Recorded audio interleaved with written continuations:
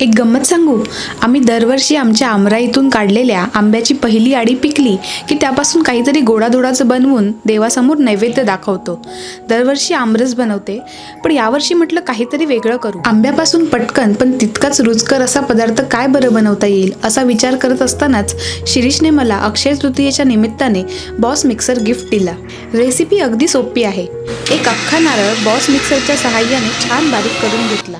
मग 2 रसरशीत पिकलेल्या आंब्याचा गर काढून त्यात 2 टेबलस्पून साखर टाकून सगळं छान एकजीव करून घेतलं. मिक्सरच्या छोट्या भांड्यामध्ये काजू, पिस्ता आणि बदामाचा क्रश, पल्स ग्राइंडिंग या फीचरचा वापर करून घेतला.